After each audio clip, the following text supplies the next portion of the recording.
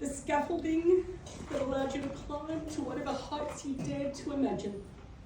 The parachute you knew you always had on your back should you need it. The one who could always make you laugh in the darkest moments, who shared your triumphs, wiped away the detritus of the slip-ups, and was as proud of you as it was humanly possible to be. I wanted to say something witty about my dad, because he was such a funny guy and had an endless repertoire of dad jokes, humorous sayings and outrageous performance pieces. But strangely, I am so bereft that he's not here, I can't seem to do it. If there was a joke to be made, he'd make it. If he could put a smile on someone's face, he'd manage to do it. If he could give someone a hand up, he'd extend that hand. If help was needed, he'd jump right in. If there was advice that could make a situation better, he'd dispense it. If anyone needed mentoring, he'd go out of his way to support them. And no child ever went without a horse ride at Tennyson. He was generous with his time, spirit, and humour. And always, a laugh around the corner was never too far away.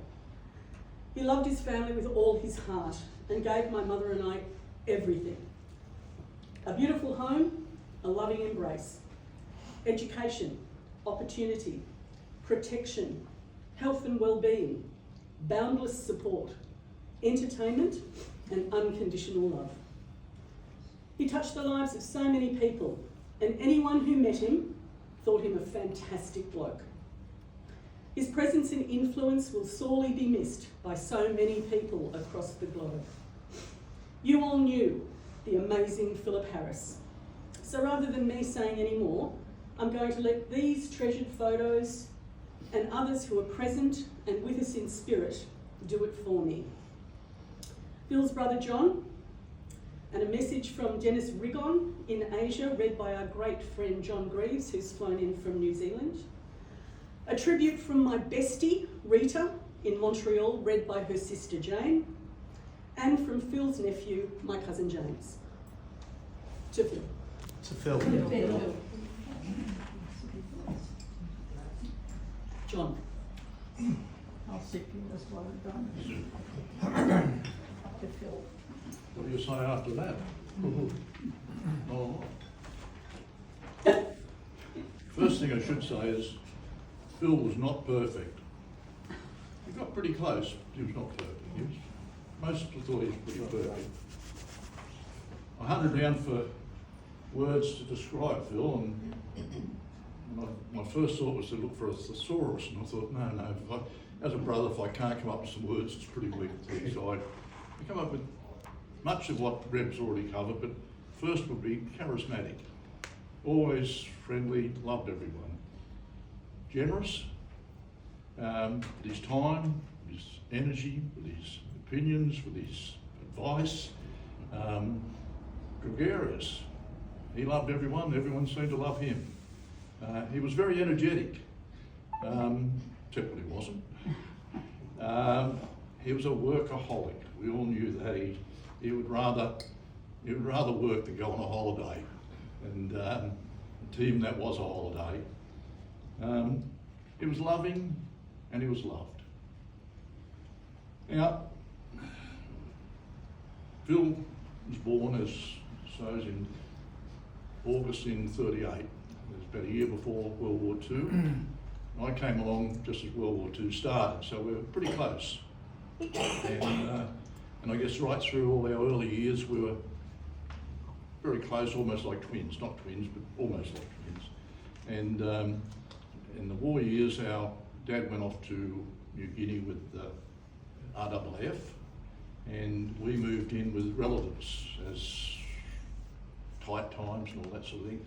And we're in, anyone knows St John's Road in Glebe? It's, yes, it's, we were a number 100, and we looked out over Flitcroft's Hotel there and all the fun and games that went on there at 6 o'clock squill.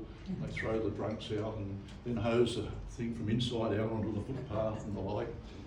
We also used to watch it was during the war years, of course, and petrol was expensive. and they had horse and drays were still running there. They'd go from the pubs, they had maybe 4 of these. You'd hear them coming from hundreds of metres away with the twinkle of all their rattles and buckles and all that sort of thing, and they'd be full of beer or whatever sort of thing. So we'd love to watch all that sort of stuff. At this stage, I should say, if you hear anything about Uncle Kelvin and a scout hat, it's a lie.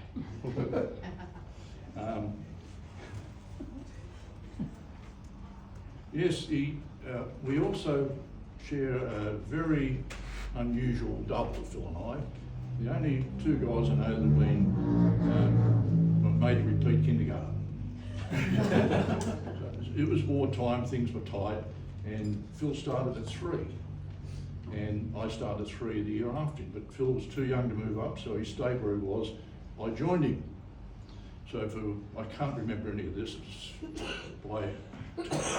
Anyhow, so he moved on and I stayed back in kindergarten, and we had this 1 year gap, right up to 5th grade. And the good old Christian brothers, they decided we're still too young. So Phil repeated 5th grade. Doesn't matter if you pass, and I joined him in 5th grade. He moved on to 6th grade, I stayed in 5th grade, so we both doubled up there. Don't know anyone else has been that lucky. So during all this time that, I guess I should say some of the things that we actually achieved when we were there. We used to make our own toys, make our own kites, whittle the timber down, put newspaper to cover it, tear up strips of rag for the tail, rob mum of a Silco knitting cotton and run them off, and they were great sort of thing. So you lose one, you make another one sort of thing. We billy carts and all that with the run.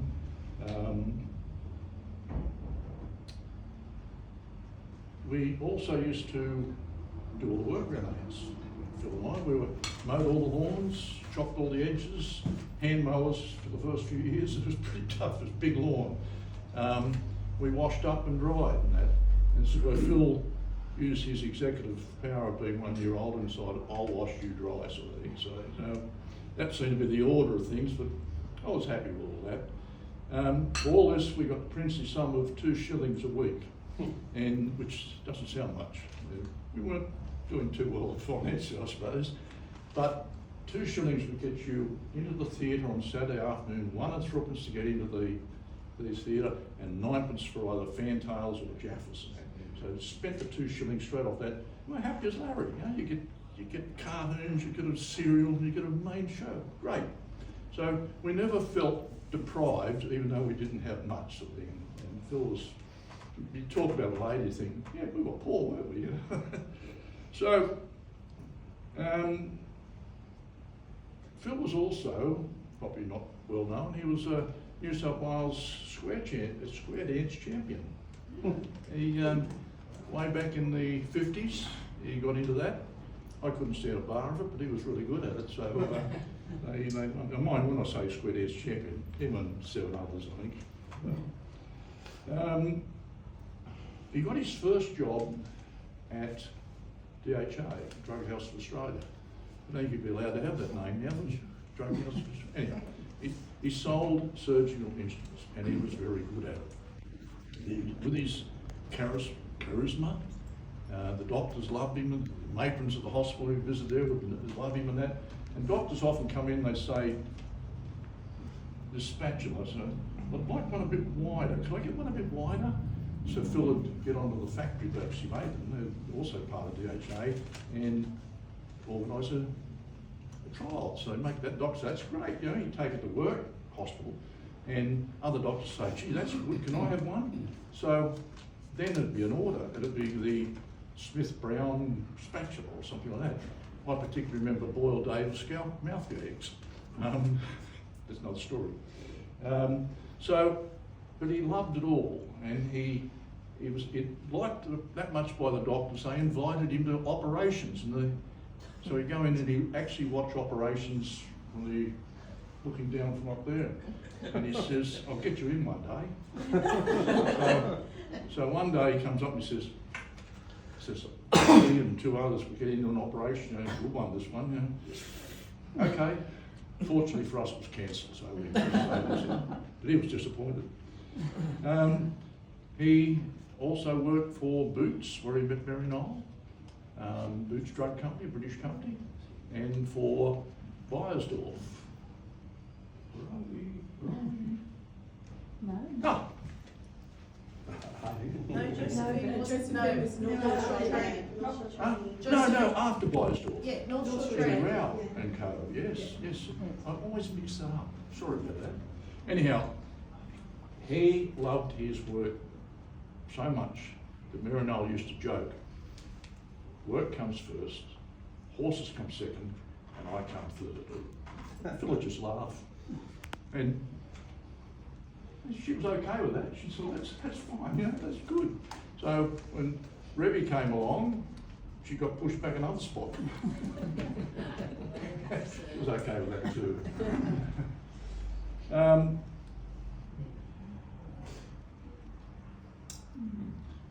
Play a lot of tennis and squash in our teams and the like.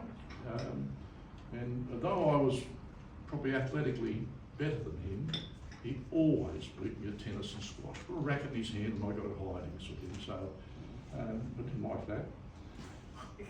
He bought a car. Well, we all buy cars, but he bought a little Renault Beetle back one with the louvers at the back there, rear engine, and it was a lovely little car, but it used to get wet. When the rain shoots in the back like that, it wet electrics and it wouldn't start. So he got himself a piece of canvas, put it over the engine. Take it off, lay it dry. As I said before, Phil's not perfect. He didn't remember to take it off all the time. So it had a number of scorch marks on it. In fact, he had a fire in the back one day, and and there's blisters on the louvers at the back there. He even sold it with sort of blisters on it. So he just got on and threw it away. So then I had a little Ford in the seats weren't that great, so I bought a product called Davidson's Leatherlac. Brown, painted them all, came up terrific. Phil says, have yourself some of that. So he had red upholstery in his Renault, so he bought some red Leatherlac. Big problem was they weren't leather seats, they were PVC. The paint never dried, ever. And we put an awful lot of effort into cleaning up. Stunk like hell, the car, but we dried out and put cloths on it, and it felt absolutely dry. That's dry. So you sit on the thing, and when you go off, there's another pair of trousers gone west. And Mary Knoll lost a couple of white tennis outfits. And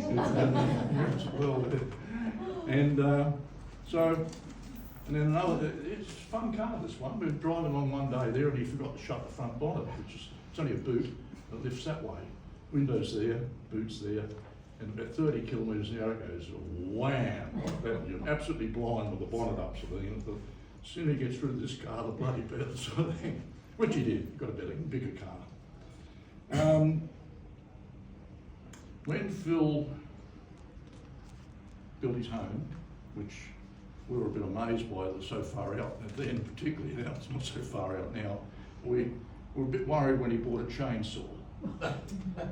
Now, Phil was not known for not being clumsy. We used to joke he'd fall over his shadow and all that sort of thing. Well, he threw us all out because he was quite a success with the chainsaw. He never had a real problem with it, sort of thing. But at first we were going, no. Mum was always worried he's going to lop an arm or some kind of thing. It got by right. And he had help from Ray too. So Greg's dad, so I was there to help him. His horses, for gosh sakes. He was mad keen on horses. He wasn't the world's greatest horseman, he was the world's keenest horseman, probably, for a while there. And I remember he bought a Collector, wasn't it, the X-Race horse? Yeah. And everyone got a ride on that one. I've got pictures of our kids on it. Jenny, you'll be Probably on. will come up at some stage. Then he bought Perkins. Perkins he bought from the glue factory, we call it, the knackery. And so what do you call Perkins? It's just, horse hooves, glue, anyhow, Perkins paste.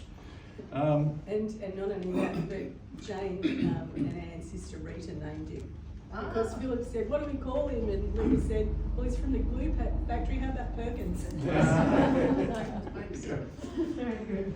Yeah, so that didn't do any good either. When, for the last 34 years, Jan and I, our family's been up in Queensland, so most of my day-to-day knowledge of Phil's back then sort of thing. Since then, it's been a once or twice a year when we managed to get down, and then not every time. So I haven't seen as much as a lot of other people have in that period of time, but we kept in touch, and he never really changed. He was still the same lovable, great guy sort of thing. He talked to anyone, Phil, and sometimes Mary Noel wasn't too happy with that. He'd say, he's talking to the garbage man, you know. And Phil would love a talk with this particular garbage man. But she wasn't happy with that. But Phil just said, chat to anyone. We'd only just moved to Queensland when got a phone call and Phil was going to have an operation, heart operation. He just found out and that, so I flew straight down there. Just got to his bedside half an hour before he's going into the shots. And there he is sitting up in bed with a laptop. Big laptops in those days. Working away there, you know. Nurses were amazed, you know, there he's going for a bloody great life-saving operation, he's still worried about work. So they took it off him, off he went. And he did use the same dedication to his diet and his exercise after he came out as he did with everything else. Drove everyone mad. So fish 5 times, boiled fish, wasn't it? 5 times a week or something. Even his doctors were crazy. But 34 years, it's not a record that's getting up there. And so he, in fact, I've had one too, but much later, and my doctor said, look, John, I've got to tell you, after 10 years, she gets a bit dicey in that, so the expectancy drops down. Phil just put paid to that by a heap of years. When Phil became ill, he lost a bit of his spontaneity, lost a bit of his, what he enjoyed most was dated verbal contact with people. He'd sometimes search for a word and all that sort of thing, and Rebby was always there to help him. He relied immensely on Rebby with opinions, with help physically, but he's always quoting Reb, you know, and oh gosh, happened to him. He didn't realise he was probably struggling a little bit, even way back sort of thing. Anyhow, as things got tougher, very much tougher for Reb, she managed to chin up and battle through with a lot of help from Greg too. So thank you, Greg. So that's family for you though. Anyhow,